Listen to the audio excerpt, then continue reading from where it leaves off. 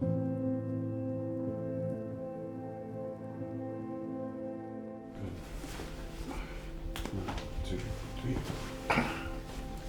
let me just show you real quick. Get the slide board? Yeah. Right there. Okay. All right. Ready? 1, 2, 3. One more. 1, 2, 3. Last slide down. There you go. There. My dad was always an active guy. He was the first person to volunteer to be a part of, the coaching staff, from Little League all the way to Kid Pitch. When we went on vacations, I always knew that we were going camping, canoeing, and it was always something physical. He was always out there, throwing balls and the whole routine. He's always been a very active dad. He was a very present dad, and I think that's the best part about him. My dad worked at the foundry close to about 10, 12 years. As a safety manager, especially on a foundry, if your phone goes off, you pick up. He would let me jump in the car.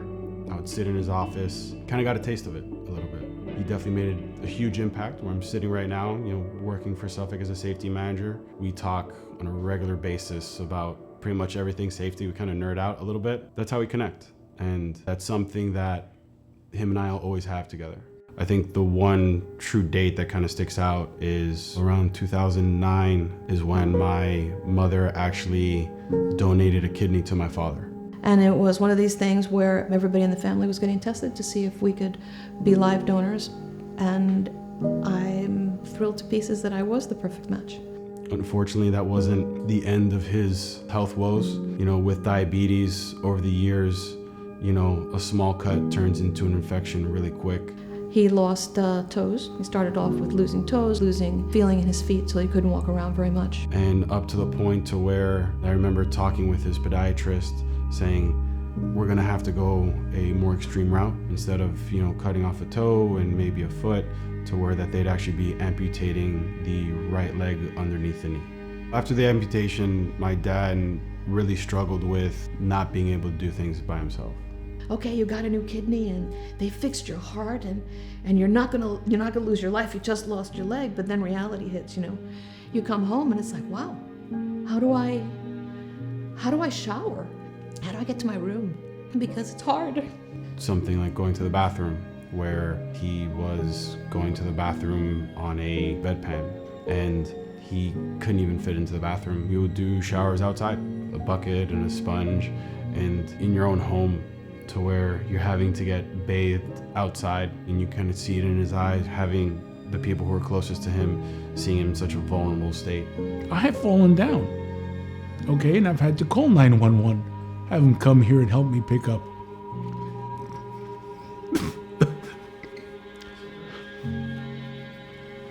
It is very emotional.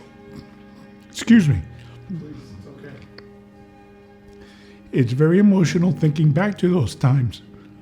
We were days away from losing him, mentally, physically.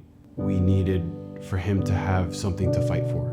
When I reached out to the Giving Circle, that was our first thing where it's like, hey, look, we need you to have some type of mobility back. The Giving Circle helped us make the changes that we needed to change in our bathroom and in our bedroom to make it accessible. So that now my husband can actually get into his own shower, get onto his own toilet. Giving Circle also gave him a handicap scooter. The Giving Circle gave him the will to fight for that next step. The Giving Circle alleviated a lot for my family. I am able to go to the bathroom. I'm able to go to the store. I'm able to do the things I can do. And the Giving Circle did that. Your company did that.